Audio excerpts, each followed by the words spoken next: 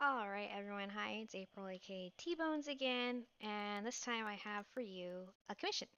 So, as you can see on the screen here, I do have reference pictures pulled up on the side that I'm kind of glancing at. The great thing about reference pictures, I find, is it really gives you kind of an insight into those characters, at least well done ones. So, you can get a feel for their personality and who they are, and it makes it a lot easier to make these images, especially when you have two characters interacting with each other. Now, when I first got this commission and I saw the reference pictures, I just immediately knew what pose I wanted to do. And I have to admit, it has been some time since I've drawn um, two characters interacting with each other, but I did have a blast doing this. It was a lot of fun. It took a bit to warm up into it, but I felt like once I did, I was like really in the zone. The main idea behind this is they wanted their two characters interacting on their cell phones. So I did a rough sketch, and as you can see now, I'm making it, as I call it, purdy.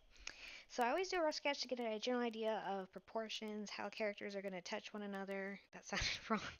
Well, interact with one another, that's what I'm looking for. Interact with one another and make sure I get most of my anatomy and composition correct. Once I have that down, I go back in and I kind of clean it up a bit. This isn't as finesse as line art would be. It's using a brush that has a really sketchy edge. It's not a very clean brush, and I like it for these kind of commissions where it's just a monochrome sketch. It does add a little bit more character to it. Now, as you noticed when I did the initial rough sketch, I did not sketch in clothing. I prefer to do straight body work, and then during the cleanup phase, I'll usually add clothing in on top and see how it molds to the anatomy that I have drawn underneath. This sometimes works, sometimes it doesn't. I have to say that when it came to this piece, the hardest part was the current character I'm working on, combat boots. Shoes are extremely hard for me. The soles are what gets me. You're gonna see me struggle here, and I'm gonna make like little notes as I draw and stuff like that. But as you can see, that looks so wrong. Like the foot looks huge. Follow my advice. Like I said last video, always use reference kids because it's a real lifesaver. So here I am drawing out the foot to get an idea of perspective. And I'm trying to draw the sole onto the foot, trying to imagine how it wrap around the anatomy. I did end up looking up reference pictures. It's on my other monitor. I use Pinterest a lot. I know that sounds crazy, but it is chock full of pictures. Like people just post crazy on there. So I recommend it. That's mainly the only reason I got it is because it has so many pictures you can use as reference or as inspiration. And I found some great ones for combat boots. And I do love combat boots. I used to own a pair and they were my favorite and I wore a hole into them and it was so funny because I technically got them off of a fetish site, but they were awesome. Like they were really great boots. Best $60 I ever spent. So here I'm adding more detail in. I could have just left it as a simple sole, but I feel just those small details can really make a piece. Here we have the eyelets. Once again, I could have just done something simple, but these details are really going to just make that picture feel a lot more complete, and that's the key. I got the shoelaces. When it comes to details like this, you'll see that I start off with a solid shape, just a line, and then I go back in and I erase it. And that's because I suck at drawing parallel lines. So why would I put myself through that whole ordeal of trying to do parallel lines? So what I do is I just draw the line and then I erase out the middle and boom, done. And I'll go back through and I'll thicken it up.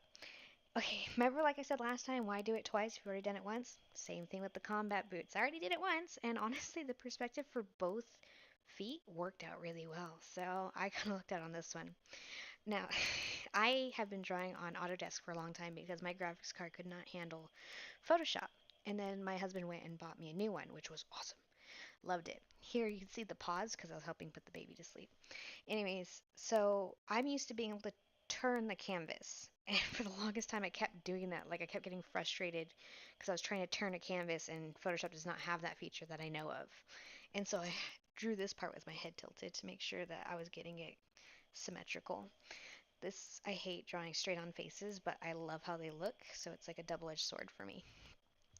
This character was a lot of fun. I could tell just from references and the pictures that was sent to me that it was a very fun-loving character, and I have to admit that eye is really cool where it has like the double ring for the iris. Love it. And I have a thing for short tails, like little nubby tails.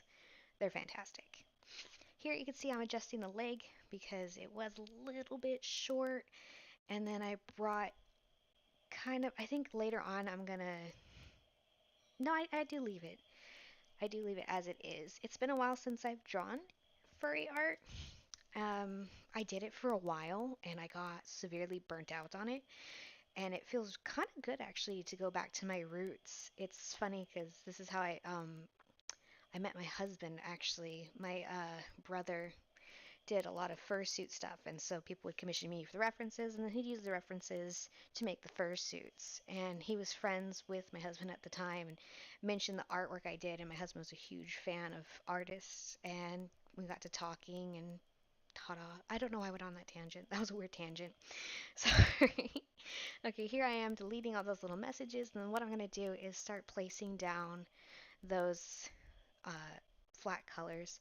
You saw I draw a line there because I don't always have characters floating in space, but with the way the leg is set up and how this whole pose is, I felt like it needed to have a sense of ground to it. So I did add that line just to give that illusion of a drop off, like they're kind of sitting on a ledge or something. So I put down my main flat color. I choose a mid-tone gray. Go back, make sure that all of it's erased out from the corners. That's a big one. I see a lot of people who will do this and then they don't go back. And those sharp edges that you have between like hair and fur, there's like this little bit of color outside and it's kind of annoying.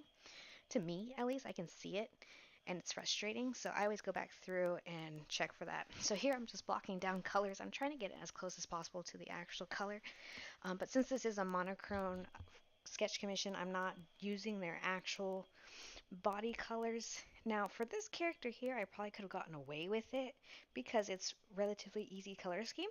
There's only 2 or 3 main colors on that character, but sometimes I'll get characters who have like 12 different colors, and that kind of null and voids the whole point of the grayscale commission. Though I have to admit, I have saw these chalked up like a couple years ago, and I forgot about them till recently. But those tail mouth things are just really cool. I loved those when they first started becoming like a really big thing. I thought they were quirky and neat, and I wanted to make a character with one, and I never got around to it because I'm horrible. I'll make a character, draw him once, and then I never really visit it after that. I'm not really big into constantly redrawing characters again and again, unless they're like a little representation of myself on social media, like T-Bones is. So here you see me doing just pretty general gradients in the back and adding some shadows, trying to get a feel for it. Here I am once again using my favorite gradient maps. I do have a liking for those ones. They do help out quite a bit. And it just adds a little bit character to the sketch. And then, of course, my little signature. I really need to come up with something else than that, but for now. Here I went back through because I noticed that their hoodie was really blending in with the background. I wanted it to stick out a little bit more, and then I added some highlights to the hair. Now there's a style I've been seeing going around where people do like these white outlines to kind of help different body parts stick out from the rest of it, and I tried it here. In the end, I ended up not doing it because it just didn't seem to work. I even asked my husband, and he's like, I don't think I don't think it matches my style very much. I think it's a really cool thing, and I just could never seem to get it to work. I think it just takes a level of confidence I don't have. Anyways, that was Cell Phone Buds Speed Up, and I appreciate you guys stopping in once again, and I'll see you next video. Bye.